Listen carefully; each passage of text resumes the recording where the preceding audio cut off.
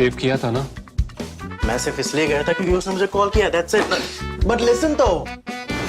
Save it for someone else. जिंदगी में save करना जरूरी है, मगर जब बात पैसों की हो, सिर्फ सेविंग से काम नहीं चलेगा। इक्विटी म्यूचुअल फंड्स में इन्वेस्ट कीजिए और अपने सेविंग्स को आगे बढ़ने का मौका दीजिए। Mutual fund investments are subject to market risks. Read all scheme-related documents carefully. Armed forces by definition and by tradition tend to be very conservative and very change averse.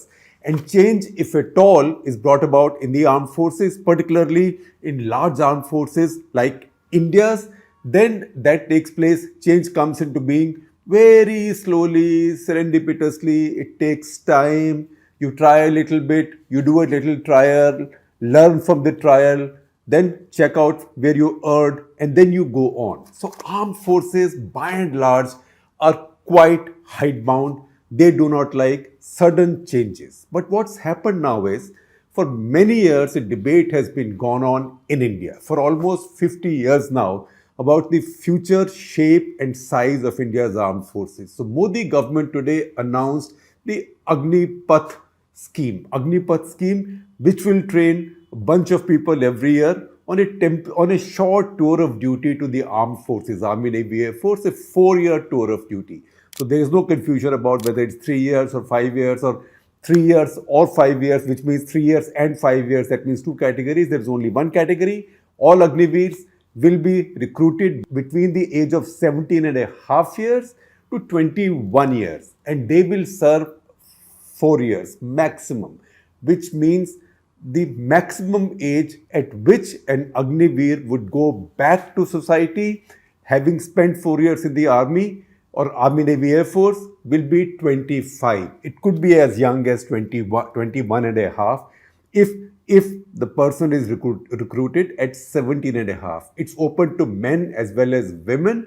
For women, the numbers will go up progressively, so it's not as if immediately equal numbers will be recruited. Numbers will go up progressively. That's what the announcement said. And this announcement was made by the Defense Minister of India, Sri Rajnath Singh, accompanied by the 3 chiefs and also Lieutenant General Anil Puri, who happens to be Additional Secretary in the Department of Military Affairs, which is usually headed by a CDS, but as we know right now we don't have a CDS, and that is also something which is under discussion. We'll make a reference to it as we go along. So what is the scheme first of all? Let's try and understand the scheme.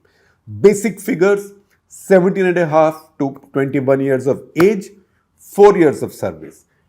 4 years of service, people who come into this lot, people who come in through this stream, they will have a distinct insignia and a distinct status, a distinct cadre. And they will go to various units and various regiments of the armed forces. So for example, somebody coming in can go into any of the infantry regiments of the army, or any of the squadrons of the Air Force, or any of the units, for example, missile units or transport units or fighter units. They will not be flying because nobody will be an officer. Or similarly, for the Navy, they could go into manning your computers, they could go into manning your missiles, they would do everything that a sailor at that age does right now. Because in any case, armed forces recruit people or what is called as other ranks or sepoy level, the entry level, non-officer entry level, very young.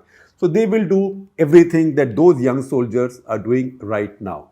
Then what happens? How much do they get paid? So if you look at the army's presentation, Lieutenant General Puri pointed out that they will get about 30 to 40,000 rupees, 30,000 to begin with, and 40,000 by the time they end up with their 4 years tour of duty. Now, this 30 will go to 40, but if I look at the figures carefully and figures that he presented on his screen, if you look at those figures, you can see that what might be called CTC or cost to company or cost to country in this case of this soldier, Agniveer, will be higher, even to begin with, will be higher than just 30,000 per month. So in the beginning, as the government's presentation showed in this press conference addressed by the Raksha Mantri, with Defense Secretary, the three chiefs, and Lieutenant General Puri, who, as I told you, is Additional Secretary, Military Affairs right now. That tells you that while initially the salary may be 30,000, but the cost to company or the cost to country, we'd rather say, is 4.76 lakhs. And similarly, when the soldier finishes his tour of duty, the soldier is getting paid 40,000 rupees as salary, but the cost to country then is 6.92 lakhs per year. So where is this additional money going, or where is it coming from? Because if you say 30,000 per month, that is 3,60,000. So where is the remaining 1,16,000 coming from? And similarly, when you say 40,000 per month, that is 4.8 lakhs per year. So where is the rest of it? That is 6.92 minus 4.8, that is 2,12,000. Where is that coming from, and where is that going? That's an important point. So of the total entitlement of salary of a soldier, of an Agniveer, 30% will be deducted. 30% will be deducted and put into an interest-bearing corpus, right? So it's like his future funds, his future savings. So it's an interest-bearing corpus. And government will add a like amount. Another 30% equivalent government will add to this to top it up. That is how this cost to country to begin with will be 4.76 lakhs and will end up with 6.92 lakhs per year. Now, what happens to this corpus? This corpus will then be deposited. It will draw interest, and generally at the end of the day, after 4 years, the Agniveer will go home with 11 point approximately, the rest will depend on interest rates, 11.7 lakh rupees of a sign-off pay. So he takes that much money, or she takes that much money after 4 years. Now, remember, there is no pension and there are no ex-servicemen's benefits, right? So this is, you go home and you are now a civilian with it box checked on your CV and this much money. So you get, say, about 12 lakh rupees, 11.7 lakhs as per today's estimations. And then you have some other entitlements. For example, you can borrow a bunch of money. You can borrow about 18 lakh rupees for 3 years after you finish your tour of duty. What the terms of these loans, etc. will be, that we don't know yet for sure, because these things will come out in the course of time. Now, the Armed Forces chiefs, while explaining this, they were at pains to say that, look, our idea is to keep the armed forces youthful, diverse, and tech savvy. Those are the three things they said: youthful, diverse, and tech savvy. Of course, they didn't say that this will bring down the pension budget, although that is a very important motive, and I will tell you some details about that as we go along. Pension and salary budgets also. But basically, General Puri explained to us in this presentation, and I will share the entire presentation, the entire press conference with you. There is a link with the description of this Cut the Clutter, so please check that out. So he says that with this, the armed forces average age, which is today 32. Now 32, if you think for the armed forces, it seems a little high. That's because everybody has a long tenure of service, right? So people, in a way, keep on doing the same work, they get more experienced, but they are serving till much later. So the average age is 32, which means you can also say generally that the average soldier of the Indian Armed Forces is more likely to be married, is more likely to have children, is more likely to have encumbrances. Now, if you can bring down that average age, so what the armed forces have said in this presentation is, or what their proposition to the country is, that look, with this, by 2030, that is 8 years from now, we'll bring down our average age from 32 to about 24 to 26 years. We are a youthful country. Remember, by 2030, we'll have population, say, suppose 140 crore or so, of which more than half of which will be below 25 years of age. So why not have set of armed forces which reflect that youthfulness? And the expression they use in their presentation is Josh and Jazba. That is passion and enthusiasm, right? So why not cash in on that? Why why let your armed forces become older? Because otherwise they'll become older and older. Now, again, the armed forces have explained that we have studied different countries and different countries have different systems. So see the story that I'm sharing with you. I'll share a screenshot of the top part of the story on the screen. You will see the headline. This is Snehesh Alex Phillips' story. Snehesh is our defense editor. So please read this story. You will understand this better if you want to know the minutiae or more details of this. But the fact is that they said, we've studied the system of many other countries. So different countries have different ways of maintaining their armies in a modern, youthful, tech-savvy or tech-friendly way. So the presentation says that some countries have purely volunteer armies, but there also within volunteer armies, they can have different categories. So people can have different tours of duty. For example, if you look at Russia, Russia has a mix. Russia has a hybrid system. Conscription, which is for 12 month service. As we can see, it's not working out very well.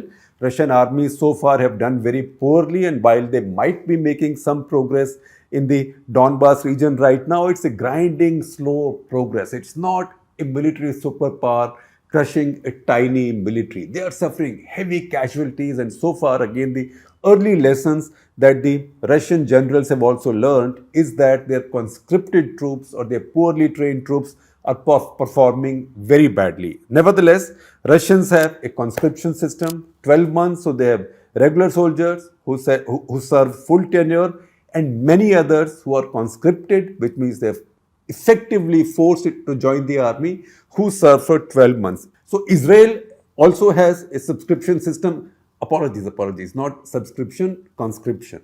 Armed forces have conscription, subscription the print needs, but because I think the print most of the time, I think subscription. So do subscribe to the print, that's very important, but this is conscription. So Israelis have a double system, which means men have a 30-month conscription and women have a 22-month conscription. Then South Korea. South Korea has a 21 to 25-month conscription, varying from Army to Navy to Air Force. Army obviously is less, Navy, Air Force might be more because it needs more training, it's more technological, more scientific. Then US and China. US and China don't exactly have conscription. It's called various things, although in case of China, it's a bit more like conscription. They have a tour of duty which is 2 years to 8 years, depending on your specialization and your trade, etc. And what that does is, that is the proposition of the Ministry of Defense, that keeps the armed forces younger, fitter, diverse, and more trainable. Now what will happen? Of these people who are recruited, this year for example, 46,000 will be recruited. Within 9 months they say recruitment rallies will be held and 46,000 of these Agniveers will be recruited. So first of all, remember, when Agniveer recruitment starts, other general recruitment for the armed forces at other rank level, which is the Sepoy level, Sepoy, airman, sailor level, that will stop. Because so far we've been having recruitment rallies through the year, and usually in a year across the country, depending on the need of various regiments, various units, about 60,000 people were recruited. That's because about 60,000 were also retiring every year, because the size of the armed forces had risen in the recent past, but now it's been there at around 1.3, 1.4 million for the three forces. So it's not going up in size. At the same time, there's been concern that maybe our armed forces are too large and too unwieldy. That today, firepower, standoff weapons, right? The man-to-man or soldier-to-soldier engagement is now, or contact is now much less than before. We are entering the beyond visual range, long-range artillery, missile, rocketry, unmanned armed vehicle, that territory now. So maybe you need to have smaller, niftier armies. So once again, the plan is that in about 10 years, Indian armed forces will now have a combination of 1:1, which is youth and experience ratio of 1:1. So say about half of the armed forces, remember, this is an important point. This means about half of the armed forces will consist of Agniveers. The other half will be the Dadas who've stayed on. Now, you might ask me, what happens to Agniveers who want to stay on? So, in every year's batch, 1 out of 4, that is 25% of Agniveers will have the opportunity to continue on. Everybody will have the opportunity to apply to continue on permanently for 15 more years. So remember, if they get 15 more years, that will be 4 plus 15. 15 more years, but only 25% will be absorbed. Now for that, there will be no UPSC or no SSB. That will depend on the recommendations of your superiors and their assessment. And there are people who worry about it, who say that if this is left to the CEO, the commanding officer, the commandant of a battalion, whose main job is to keep his battalion ready or his regiment ready for battle, it will be too much administrative work for him to assess all this, or over his JCOs also. But we'll talk about that in a bit. What I'll do is, towards the end of this episode of Cut the Clutter, I will give you a list of pros and a list of cons, positives and negatives, or opportunities and fears, right? I will list them for you. I might give you my view here and there, but not very much of that. Now, again, minimum qualification for these recruits will be class 10 pass or class 12 pass. Also, the armed forces said that those who pass class 12 and join as Agniveers, they, after they finish their tour of duty, will be given certificates of having passed class 12, right? So they go into the workforce, they have the class 12 certificate. A lot of people have welcomed it because the reform was needed in the armed forces. Because think about what had happened with the armed forces. Indian armed forces had become too manpower heavy. Look at the defense budget for this year, for example, 2022-23. Defense budget is 5,25,166 crores, or you might say 5.25 trillion rupees. Out of this, 1.19 trillion rupees, or 1,19,696 crores, is going purely for pensions, just the pensions.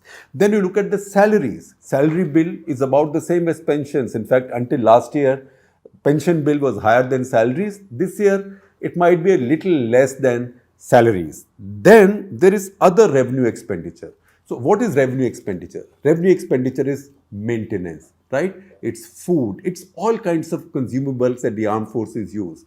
So if you add your defense pensions to your revenue budget, which is $2.3 trillion, then 2.3 plus 1.2 approximately for pensions. That is about $3.5 trillion out of the total budget of $5.25 trillion, which means very little is left. There'll be other expenses, there'll be some replacements, and there'll be some attrition, right? But the other budget for modernization, for purchase of new equipment, for adding more teeth to the armed forces actually becomes less than either the salary budget or the pension budget. So that is something that the governments have been wrestling with, how to deal with this. So various committees have been set up at different points of time. In late 80s or early 90s, I would say, when VP Singh government came in, there was a committee set up under Arun Singh. Arun Singh used to be Minister of State, handling defense, etc. under Rajiv Gandhi, left in controversial circumstances because he refused to toe Rajiv Gandhi's line on Bofors. So he headed this committee, which had senior officers from Army, Navy, Air Force, and they gave a report about this thick. But over time, a few of those recommendations have been implemented, but not much else, because first of all, armed forces, as I told you earlier, are averse to sudden change or large scale change because they are used to a system and they are used to being the way they are. And second, Indian armed forces are almost always involved in operations. So the concern is, look, will I do it in the middle of one warlike situation and the other warlike situation? But the other flip side of that is that if the Indian armed forces are always going to be, given our neighborhood, we are blessed with great neighbors, isn't it?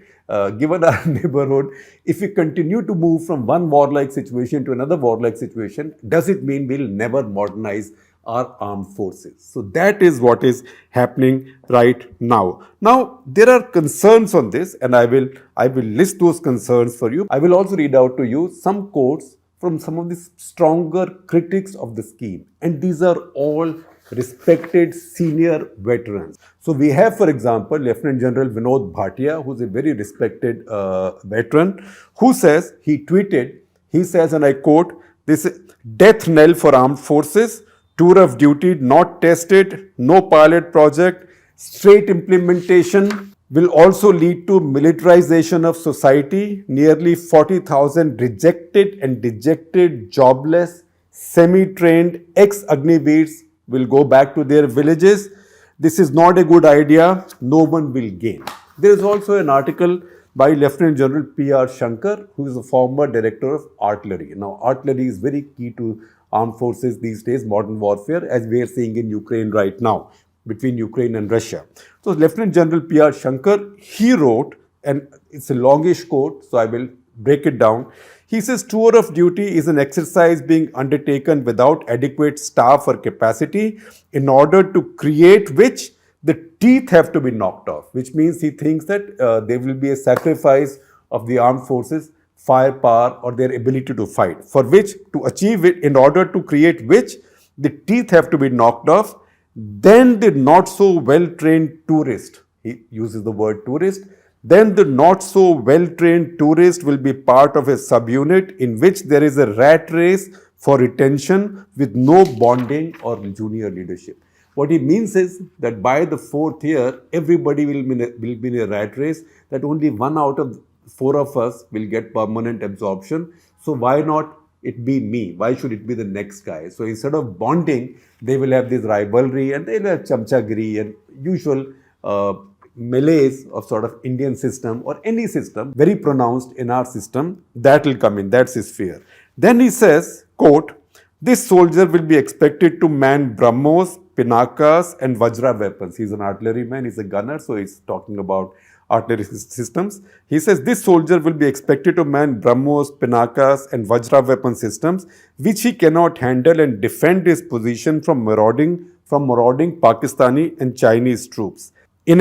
And then he goes on to say, in a sense, tour of duty expects a Superman from a kindergarten. We might be producing an Abhimanyu, but he won't come out of the Chakravyuh." Right? So that's a very pessimistic view.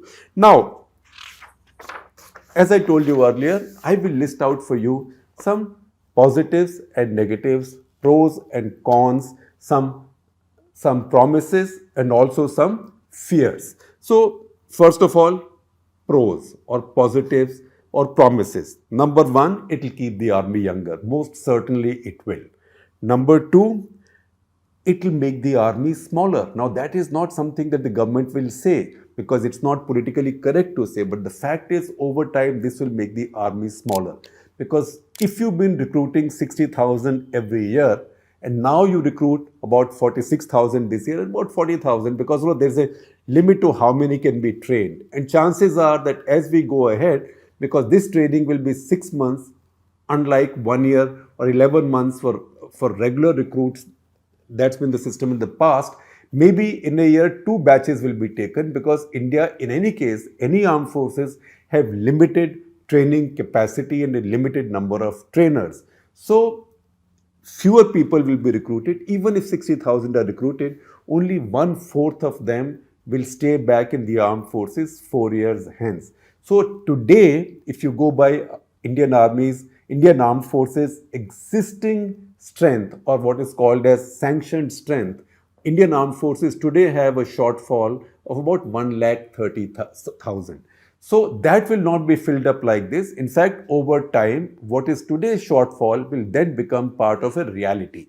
So these will become smaller armed forces, which, if you ask me, my view is not a bad idea because today's warfare does not need so many people. In fact, you should make a balanced, sensible, prudent trade-off between manpower costs and firepower costs. So, 1, army will be younger. 2, army will become smaller. Number 3, there will be a combination of experience and youth. Now, you might say that, are you bringing too many of these bachus in the armed forces, too many chokras and chokris floating around the armed forces? But the fact is, if the armed forces are recruiting 60,000 every year, that recruitment also is from the same age group. So at least for their first 3 or 4 years of service, they are of the same age. So they are coming in. The only difference here is that they will go away after 4 years, right? So there will be a question, and I will come to that question, that will they see sufficient stake in the armed forces? But I don't think that this will create any juvenility or any juvenile domination in the armed forces. This will not juvenilize the armed forces. That is not correct. So yes, this will give us a combination of experience and youth, because young people will come and young people will go out. Fourth, big saving in pensions, because these people, when they go out, will not be entitled to pensions. So the pension bill over time will come down. Number 5, this will lead to skilling of the youth. So every year, nearly 40,000 skilled youth will go into our society, into our workforce, and our growing economy will be able to not only find jobs for them, but our growing economy also needs more skilled manpower. Remember, there are doubts on everything. I will list those, but these are the positives that are being listed. Number 6, the minimum age of marriage in India is 21. So if most of these people will join between, say, 17 and a half, 18, 18 and a half, some might join at 21.